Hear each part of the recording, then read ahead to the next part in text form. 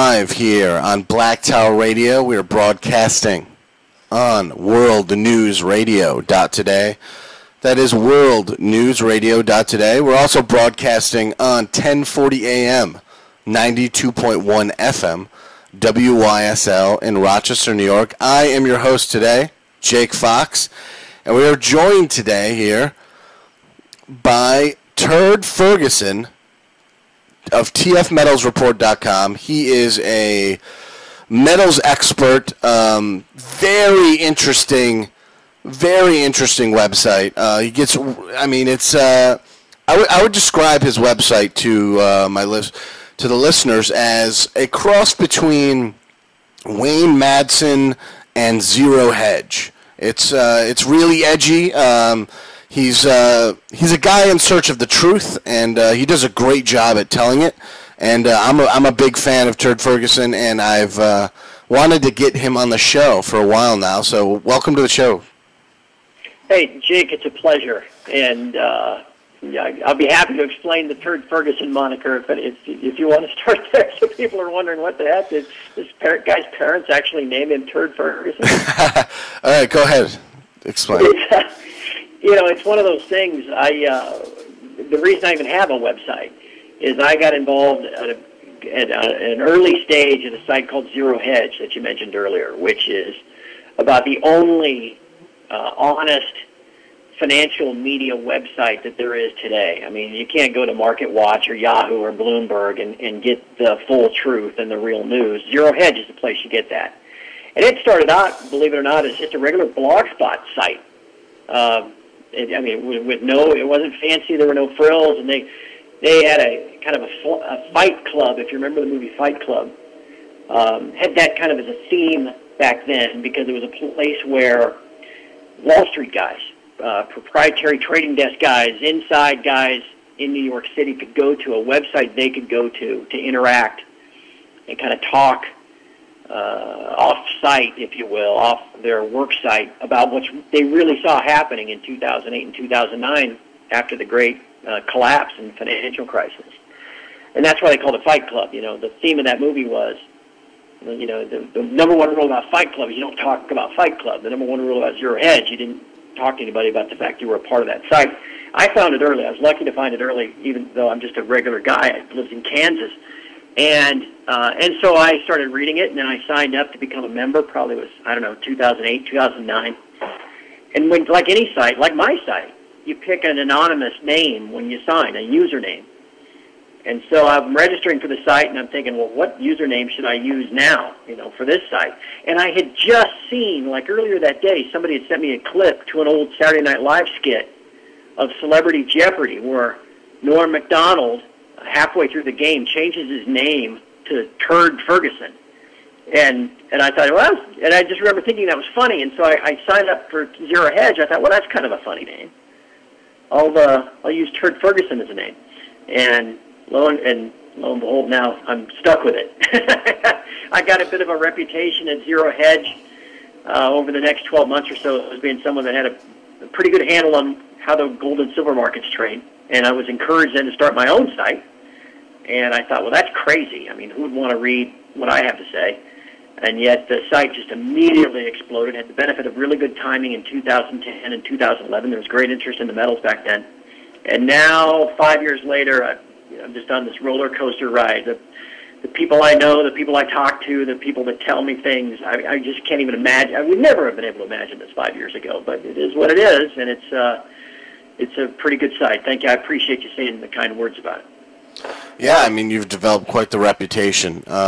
We've had more than one guest to actually mention just how smart and accurate your analysis is. But I'd like to get into this article you posted earlier today. It's behind the paywall, so if you want to read the full thing, you're going to have to go and subscribe to TFMetalsReport.com and support everything Turd's doing here, and he's doing great work.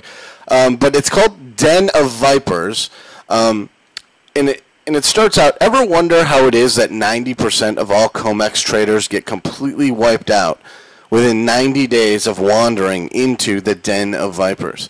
Today's action is a perfect illustration of how these markets are utterly controlled by the bullion banks and the HFTs, all the way to the detriment of anyone foolish enough to think they are trading on a fair and level playing field. Can you get into that a little more?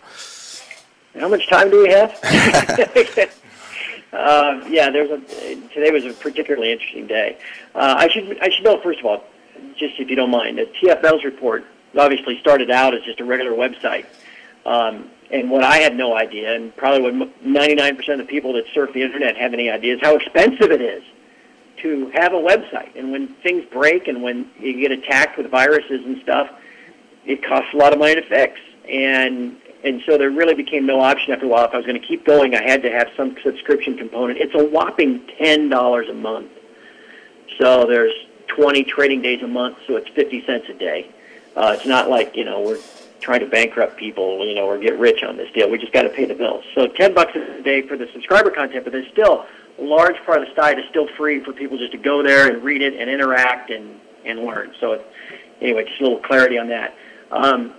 The den of vipers thing and the statistic about 90% of small traders completely get wiped out, lose all their margin in 90 days. I first learned that from a friend of mine in England. It was kind of a legendary trader by the name of Andrew Maguire. And and everything that I've been able to find out, it just kind of collaborates that evidence. And the reason why the small trader has no chance is because the paper metals markets, particularly silver, is a tiny little marketplace. It's controlled by 2 or 3 big bank trading desks, J.P. Morgan, Citibank, maybe Scotiabank out of Canada, it depends on their involvement on any day-to-day basis. And then really about as few as maybe 30 hedge funds. That's it. And they trade positions back and forth, the banks usually leading these hedge funds into whichever position they'd like them to be in based on where they think they'd like to drive the price next. Well, these small traders, they don't have access to any of that information. The banks know where the order book is. They know where the physical orders are, and they know where the paper orders are. The small trader, the guy who considers himself a day trader that's dabbling in the metals, is just there. He's just like counting waves and chart patterns and stuff on his computer. It's not a free and fair market that you can treat that way. Really, there aren't any markets left like that. Today's action was particularly egregious because out of the blue, I don't know, about 9:30, I guess, Eastern time this morning, silver shot up about 2.5% over the course of an hour as buy-stop positions of what we call the shorts were run and forced as price went higher. It was a little mini short squeeze. As soon as we got up 2.5%, it quickly reversed and gave back all those gains in the next 45 minutes. The only traders, if you will, that made any money in that were those that had the positions on in the first place and drove the market in both directions. People that lost were the day traders, the small speculators that saw the move and thought, oh, here we go. And then they go piling into silver after the run's completed, and then the rug gets pulled out from under them. It's par for the course on these paper derivative precious metals markets. Happens all the time. It's my recognition of that, frankly, that is what led me to gain the notoriety that has brought me, given me this site. Because once you understand that they aren't free and fair markets, that they are, I don't want to say 100% manipulated, because there are times when the force of nature kind of overruns what these bullion bank traders are wishing to accomplish. But 98% of the time, the gold and the silver paper markets are fully manipulated and controlled by these bullion bank traders and trading desks. And if you realize that, then you can begin to anticipate how they're going to act, where they're going to act, when they're going to act. And again, looking at the market from that direction is what allowed me to gain notoriety 4, 5, 6 years ago, and it continues to this day. Again, the thing that people need to understand, and this now goes all the way to the stock market, these markets, if you will, and if you think of the word market, think of like the air, little quotation, if you can see me right now, I'm making a little, peace sign and squiggling my fingers. These markets are really just illusions. There are no really people left. The stock market in particular, about 75% of the daily volume is just simply high-frequency trading. That's HFT, these high-frequency trading computers, algorithm-programmed computers that are just swapping stocks back and forth to each other. Again, it's an illusion that there's a functioning capital market and a stock market there. And that has been that way. It's been egregious, really, since the system broke in 2008. And we may very well be getting finally close to the end and a recognition of this. It seems the awareness of the gross manipulation, the illusion, seems to be growing every day. How suppressed is the silver market, and who are the biggest culprits doing the suppressing? Well, we'll go backwards. The biggest culprit, and again, you can measure this by market activity, but you can even measure it through some of the official government data that comes out from the Office of the Comptroller of the Currency. The biggest players in precious metal derivatives are J.P. Morgan and Citigroup. They are the two bullion banks. J.P. Morgan in particular operates a vault for both the COMEX gold and silver trade. They're big players in London. They're big players in offshore accounts, moving things around and holding derivative positions over the counter there. It's really those two banks. Primarily, though, it's always been the big boogeyman has always been J.P. Morgan, and I think that still continues to this day. Remind me. I'm sorry, it's getting late in the day. Remind me, Jake, the second part of your question. Oh, how bad is it? How undervalued is silver? We really don't know, frankly. On a traditional basis, you can just simply look at what we call the gold-silver ratio, price ratio of one to the other. And I guess the geologists have always maintained that there's about 15 to 16 times as much silver in the ground in the Earth's crust as there is gold. So therefore, gold should be about 15 or 16 times more valuable. Put it simply, if gold is $1,600 an ounce, then silver by that ratio should be $100 per ounce. Okay, it should take 100 ounces of silver, or 16 ounces of silver to equal 1 ounce of gold. At present, that ratio is close to 75 or 80, which gives you some idea of the distortion that having prices based on this kind of fractional reserve system of paper derivatives has grossly undervalued silver, at least as gold, as it pertains to gold. Some might say, no, that just means gold is grossly overvalued. Well, I don't think that's the case, but I guess maybe if you want to be contrarian, you could make that point. But in the end, we don't really know if you eliminate the paper derivative market, this COMEX market in New York that in large part sets the global price. If you eliminate that, and you have to at some point because it's over-levered, there are as many as 100 beneficial owners to each single ounce that is listed in the vaults there on the COMEX and even in London. If you eliminate that system and went to an actual fair system where there was only physical sales, where the spot price of a physical seller met a physical buyer, then you get closer to what the actual true value is. Now, some folks say, well, obviously that system's coming someday in my lifetime, I'd like to think. And then some folks speculate. They come up with these wild dollar prices for when that happens. So that means gold will be $20,000 an ounce. That means it'll be $50,000 an ounce. And the truth is, we have no idea. Those are all just guesses. And the reason we don't know is we don't know how much gold there actually is here in the U.S. or in the West. We haven't had an audit of Fort Knox really almost ever, at least since the early 1970s. We really don't know how much unencumbered, with clear title gold there is. Like I said, you're more apt to find on the COMEX vaults or in the GLD ETF as many as 100 different beneficial owners to the same 1 ounce. It's like playing a game of musical chairs with 100 people walking around one chair.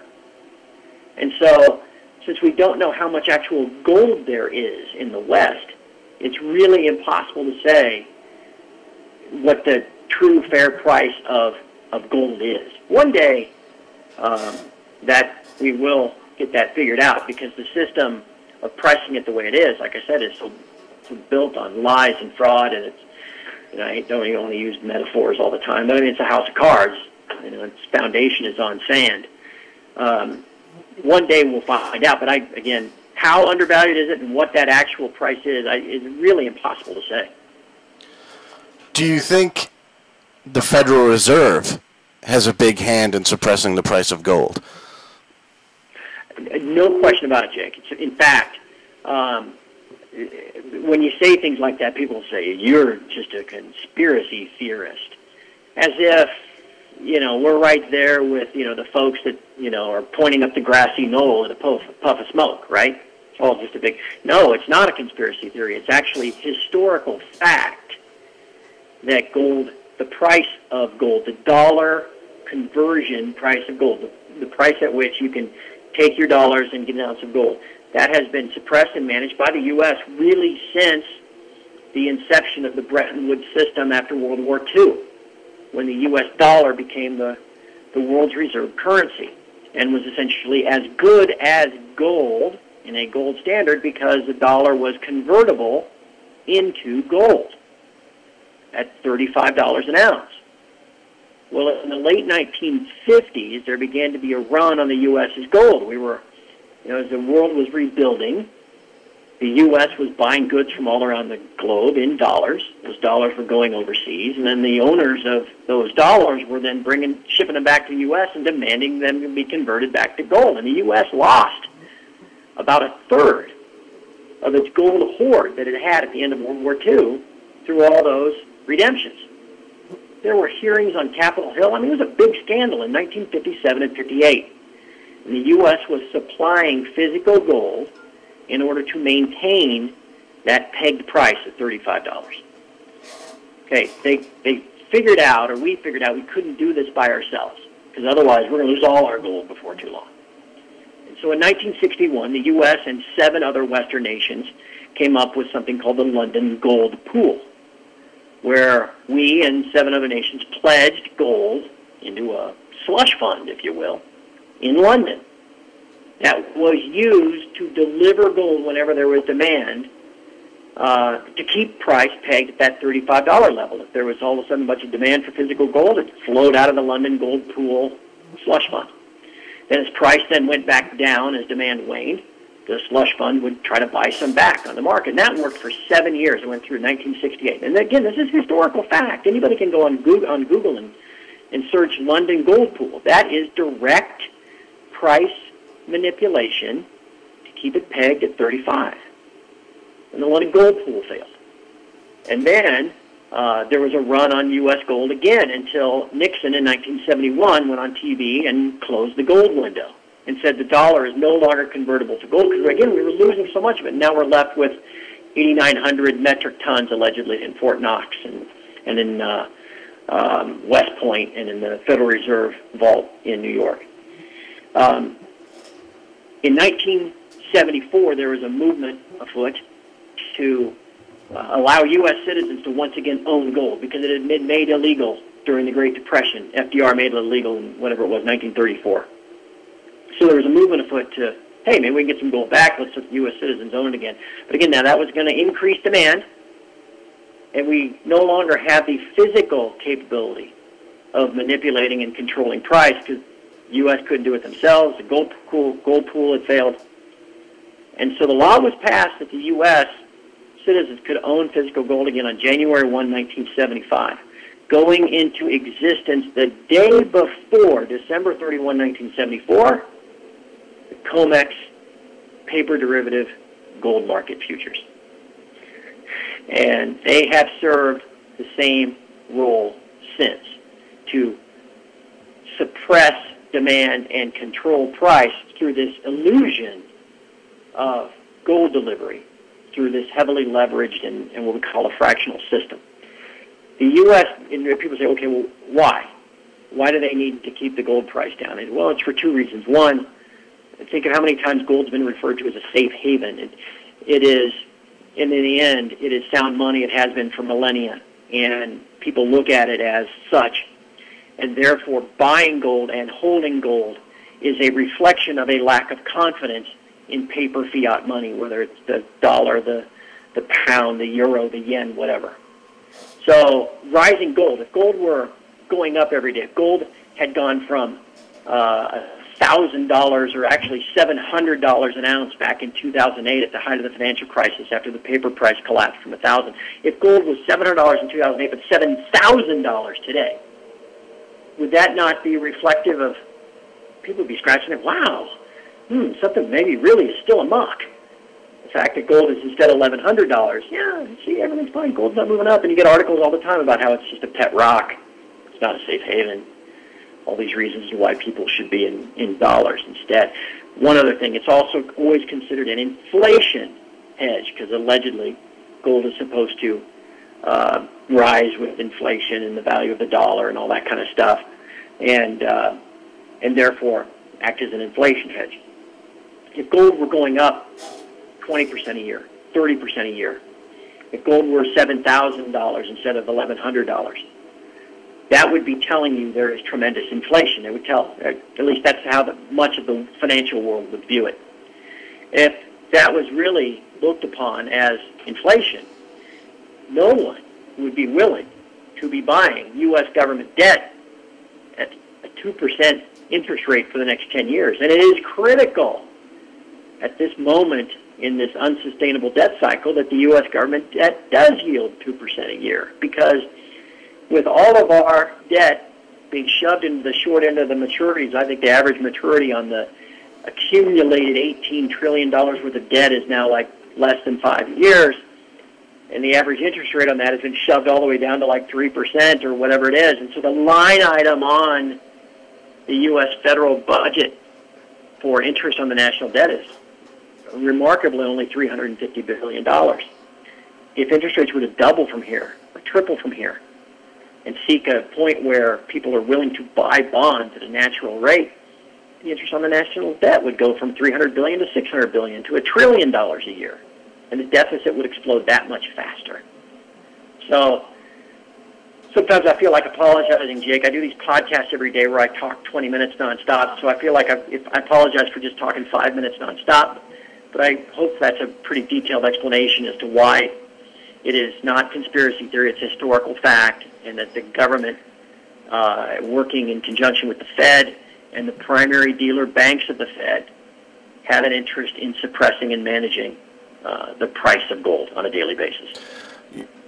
You have the floor to say whatever you want for how long you want, because we brought you on this show for your expertise, and that's how we operate on the show. We bring people on the show, we give them the floor, and they can talk for how long they want about whatever they want, because I mean, you and all of our guests are the experts. So, well, I appreciate that. I interview people too, and I always do the same because I figure people get enough of hearing from me; they want to hear from the guest. But at the same time, I wouldn't want anybody to think that, God, this guy sure likes to hear himself talk, because that's not my intention either. But anyway, thank you. I appreciate it. I also muse enough on this show where people want to hear you talk for sure.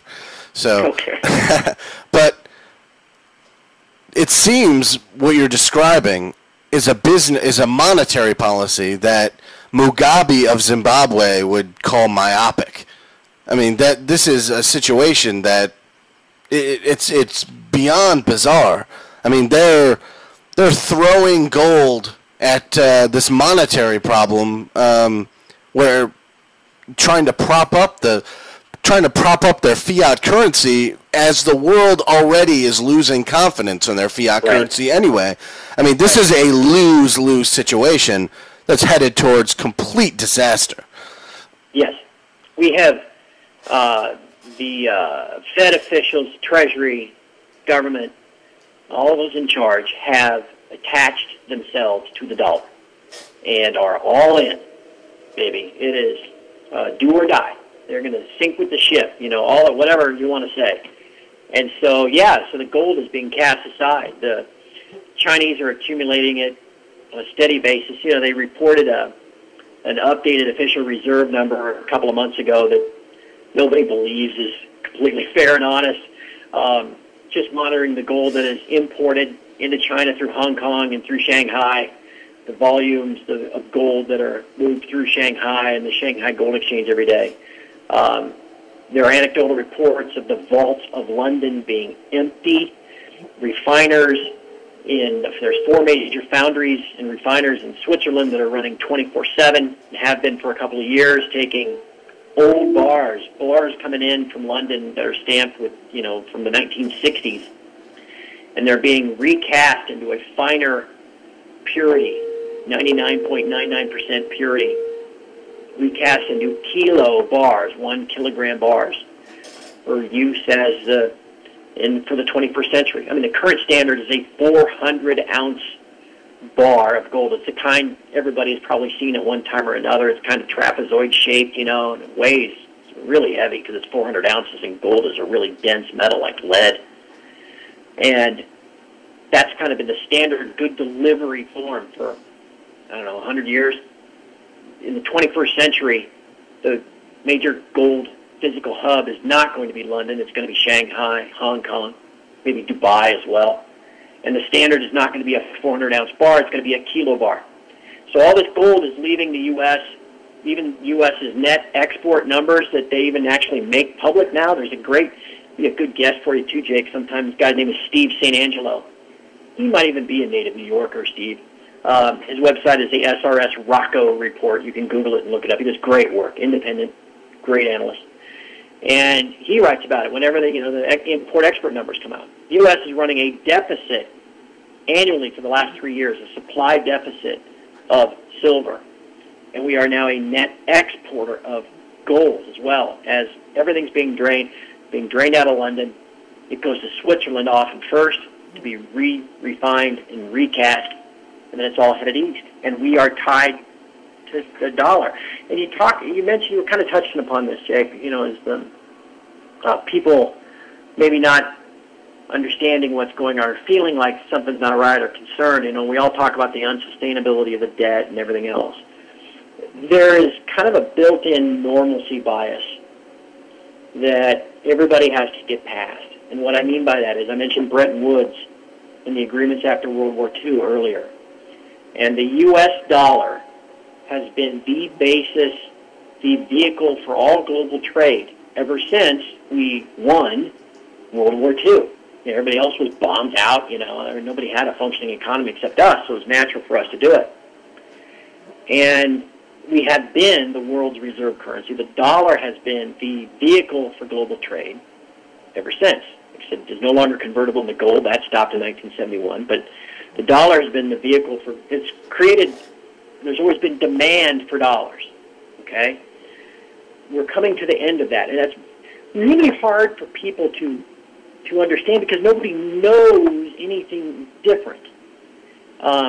There's really nobody left alive on the face of the planet that even was alive the last time the dollar wasn't the reserve currency. You know what I mean? If you think about that, if this all happened in 1945, you had to be paying attention and managing money and all that kind of stuff during the Roaring '20s to remember a time when the dollar wasn't the reserve currency of the world. Well, that means you were born in 1900. You'd have to be 115 today. Sure.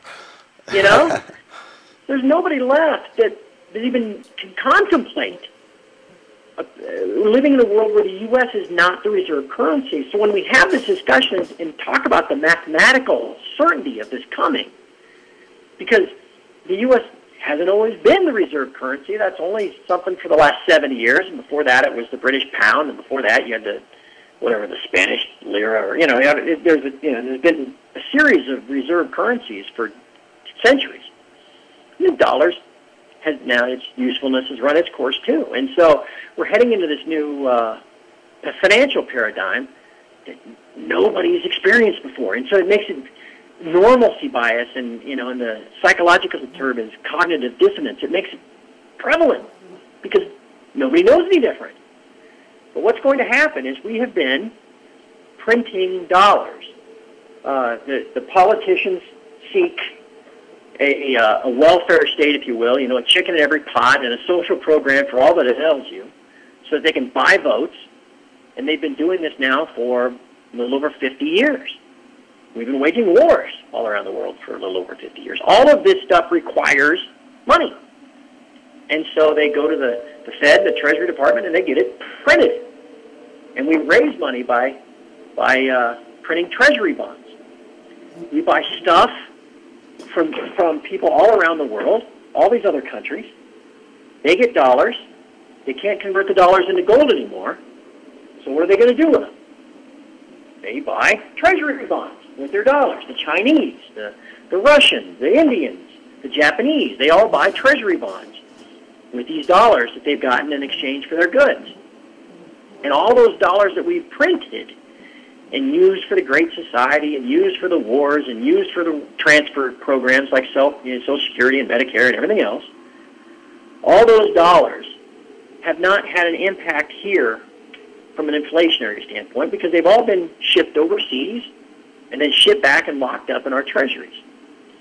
We've reached this end point where the servicing of that debt is unsustainable. And as the world moves away from, and it recognizes that, and recognizes the dollar as reserve currency is on its last legs, and maybe China and other countries will offer other alternatives at some point, then all of those dollars that we've printed over the last 40 or 50 years become freed up, if you will. And they're no longer needed in the treasuries, and they're all going to come sloshing back home. Anybody who took any economics classes knows that the more that you have of any good, the less valuable it is. What good is sand? There's trillions upon trillions and trillions of grains of sand. It has no value. The only thing that has value is something that's, more scarce. So there's more and more dollars coming back home. The value of it collapses. And as the value collapses, what you can buy with it collapses as well. And that's this maybe extreme inflation or hyperinflation. That's the Zimbabwe thing you were talking about. And that is, sadly, where we are inevitably headed. It may not be tomorrow, next week, or maybe 5 years from now, 10 years. But this process is happening. This idea that the dollar will be the reserve currency and there will always be demand for it is fleeting. It's just there's no historical precedent for it. And so it's that you have to prepare for. It's that, frankly, it's all part of what we do at TF Metals Report, because holding physical gold and holding physical silver, storing your accumulated net worth, storing your accumulated work, your savings in gold and silver, a money that can't be devalued in the way that these central banks devalue paper money. That's the only way you're going to see your way through this debacle. That is, again, it's a mathematical certainty that it's coming. Well, what I see happening is, and correct me if I'm wrong, the West has a whole lot of debt, a whole lot of paper debt, and seemingly a whole lot of gold at the same time. And I see the West eventually having to pay up on that debt, which is an insurmountable amount, with the gold that they have, and it's all shifting east. All of the gold shifting east, all of the assets are shifting east, and we're entering, like you were talking about, this new financial paradigm. And you hinted on what that would look like a little bit with the financial center shifting from New York City to Shanghai. Can you go more into what that new financial paradigm would look like? Well, and again, that's ultimately what's a very frightening prospect, because the world has always relied upon, or at least new systems usually start out with some hard asset anchor, a gold standard, or some real way of keeping score. It's only in their late stages, like the decline of the Roman Empire, where it all just kind of gets away from you as you're trying to keep it going as long as you can. As we mentioned earlier, who knows how much gold the U.S. has left. Maybe the U.S., the Federal Reserve, maybe they are the only ones that will sit on that chair when the music stops.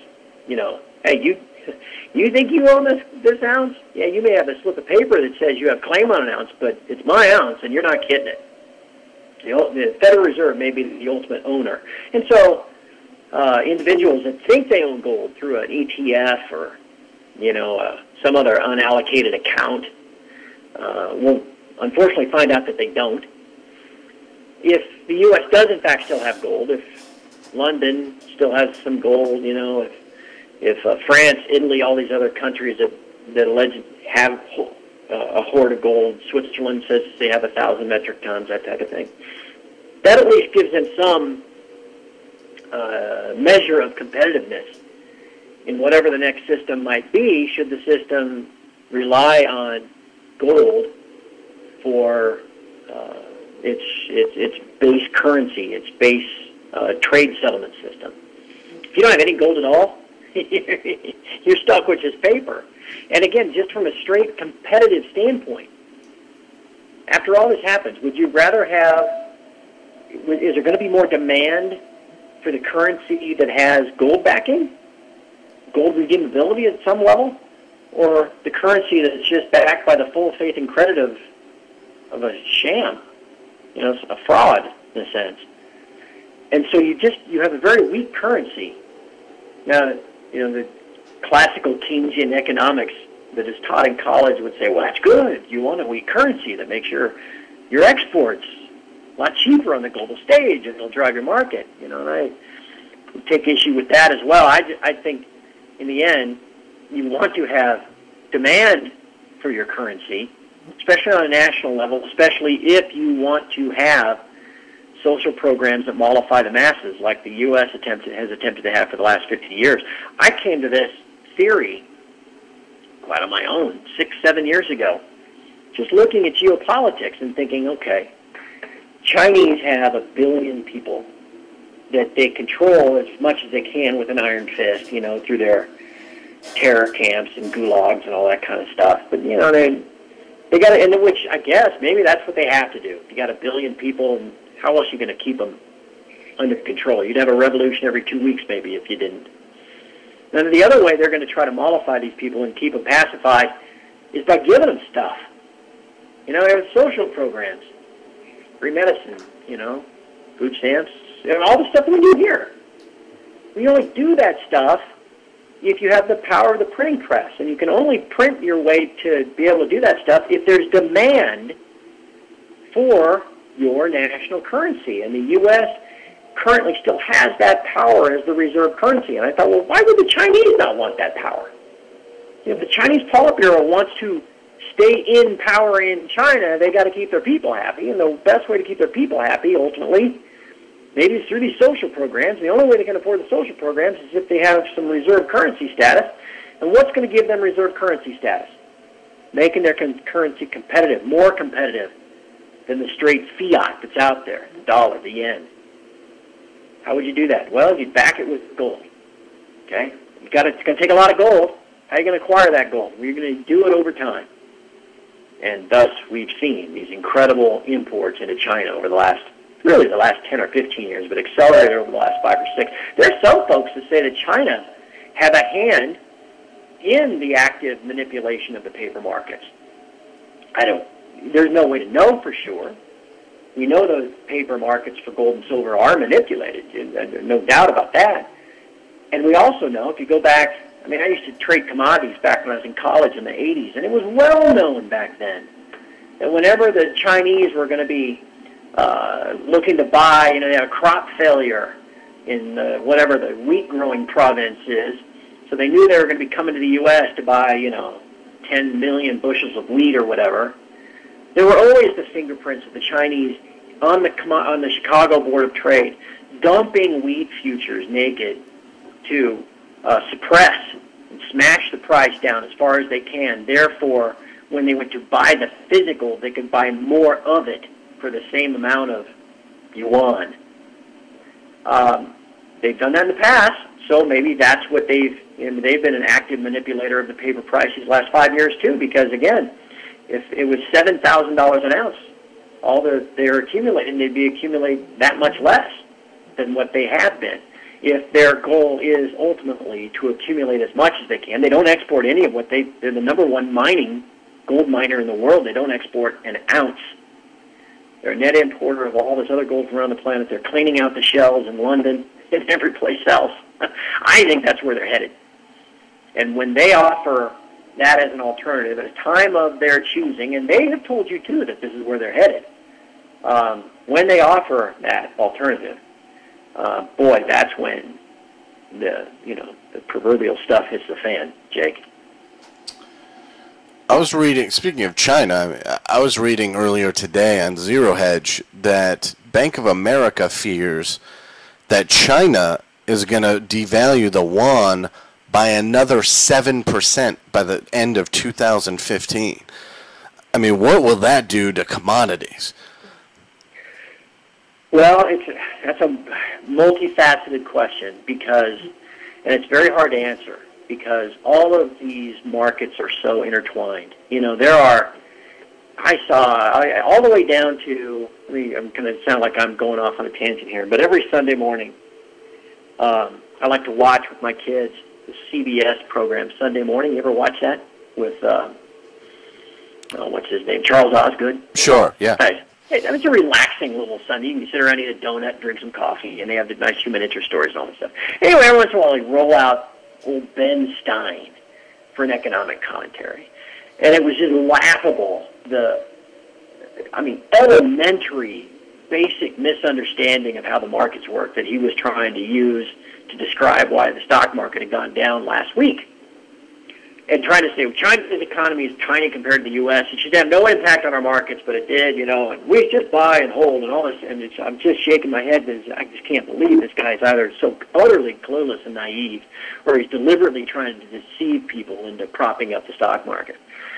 Anyway, you talk about the yuan being devalued. What happened a couple weeks ago is they announced their first devaluation in some time because the value of the yuan is pegged to the dollar. And in doing so, actually caused a little bit of a run on the yuan as it's traded.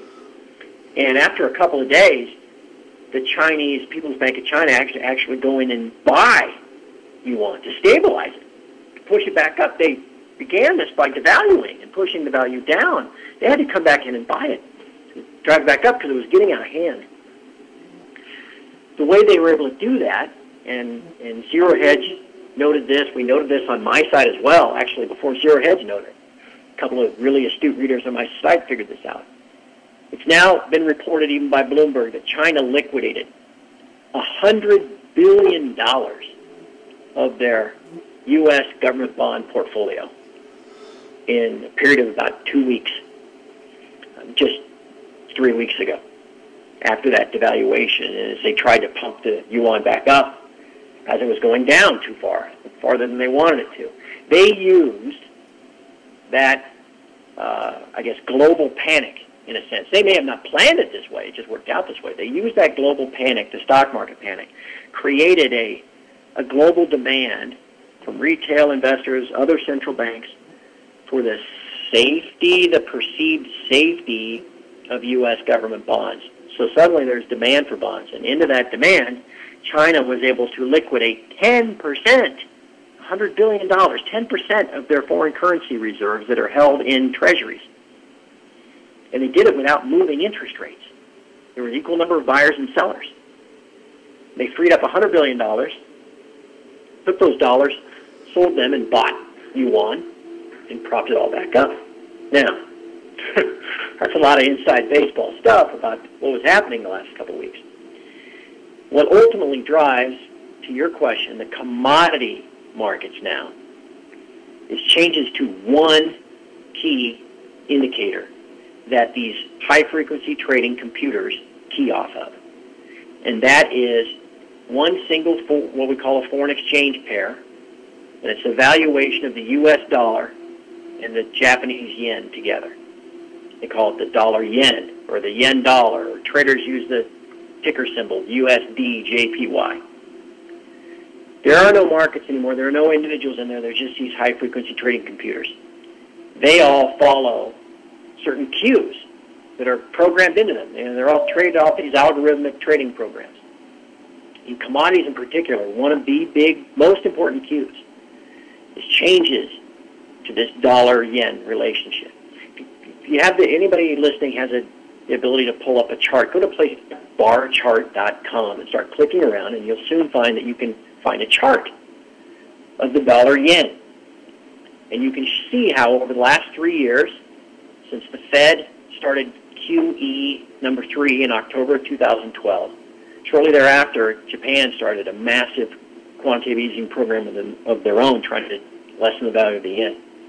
And the yen began to decline sharply in 2012. At the same time, if you overlay gold with that falling yen, they move in an almost 1-to-1 ratio. Many of the other commodities move the same way.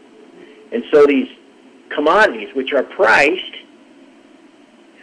uneconomically, not where physical buyers and sellers meet, but where paper derivative buyers and sellers meet, these prices are determined by changes, not by fundamentals and mine supply and cost of production and all this other stuff.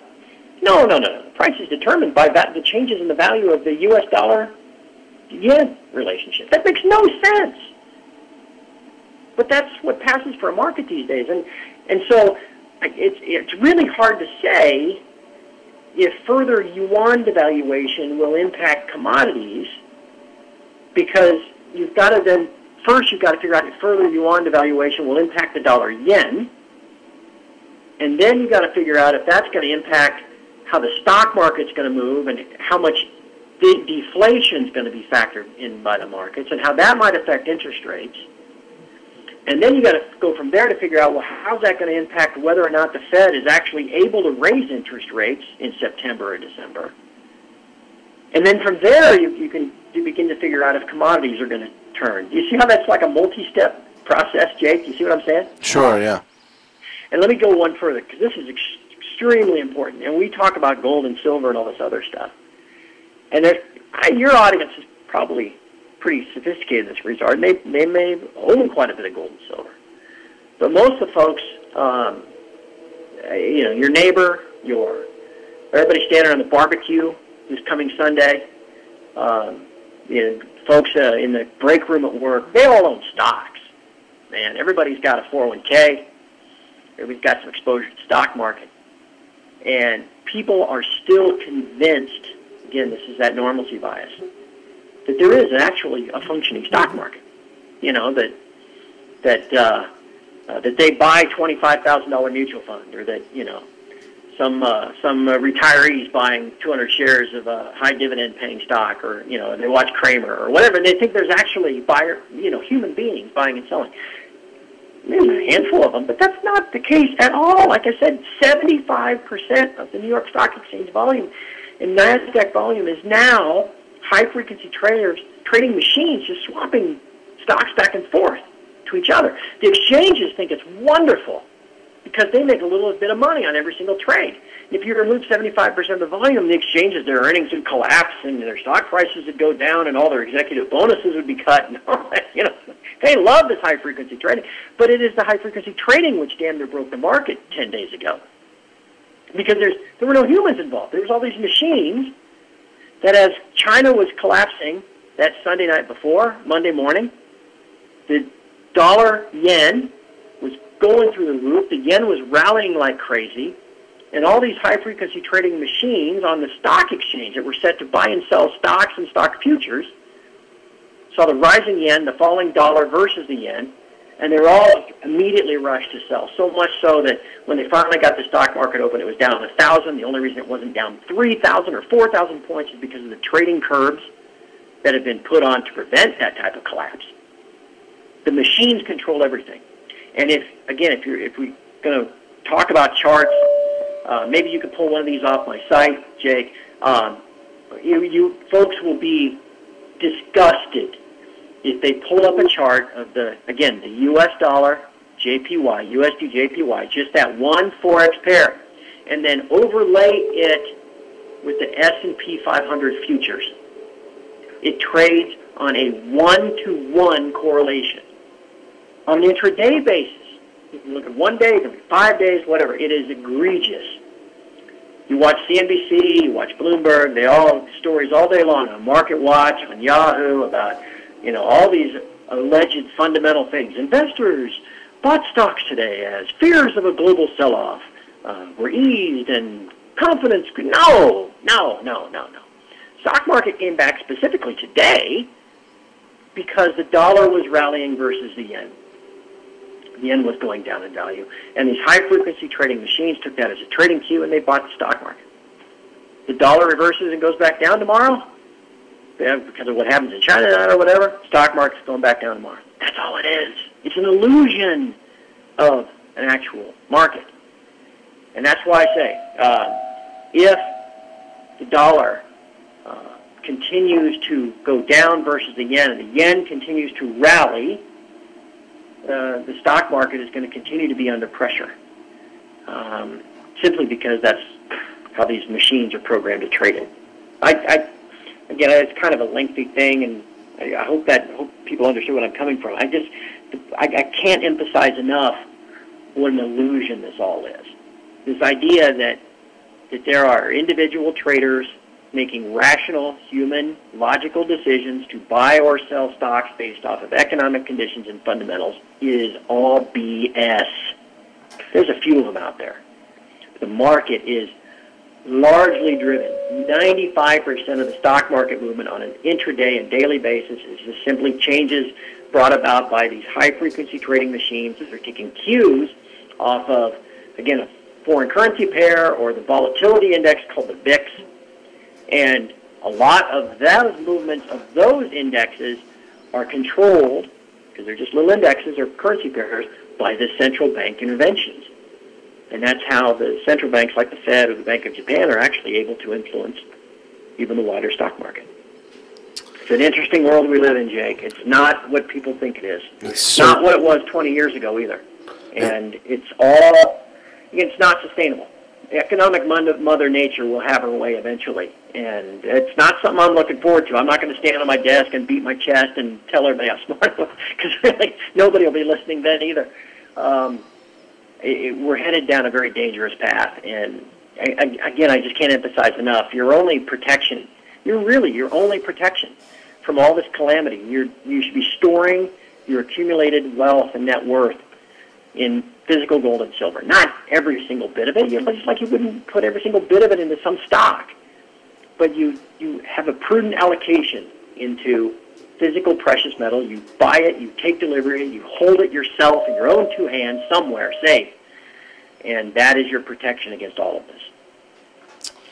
Well, Turd, thank you very much for coming on today, giving us the best analysis we've had of markets in-depth-wise in quite some time on this show. I'd like to give you the floor to give parting shots, tell people about any project you're working on, anything at all. Go for it. Well, Jake, thank you. It's been a pleasure, and it's always, I know this is the first time we've had a chance to visit, and it's an honor that you would seek me out and bring me on your program, and it means a lot, and I appreciate it. I just would invite everybody. I mean, if what you heard sounds like, gosh, that makes sense. The site, tfmetalsreport.com, is populated with people just like you and I and everybody listening. I mean, it's people that recognize that the system isn't what they say it is. It's an illusion, and that there is some real change coming our way, and we all are working together to prepare for these events, and we all help each other. And yeah, I've got my part that I do for $10 a month, and we talk about the markets and how they might be moving on a daily basis. But the site really has its value in all of its members, and the insight and the wisdom and the links and everything else that they find. And that, so I just encourage everybody to check out the site. I mean, that's the best place that you can go, I think, at tfmetalsreport.com. And Jake, I hope we can do this again sometime soon. Sure, yeah. We're about to go to break, and we're going to come back with Wayne Madsen for his weekly segment, The Week with Wayne. Turd, could you stay on the line for 1 minute? I'd like to get a word with you before you go. No problem. Thanks again, Jake. Thank you. We'll be right back. Stay tuned.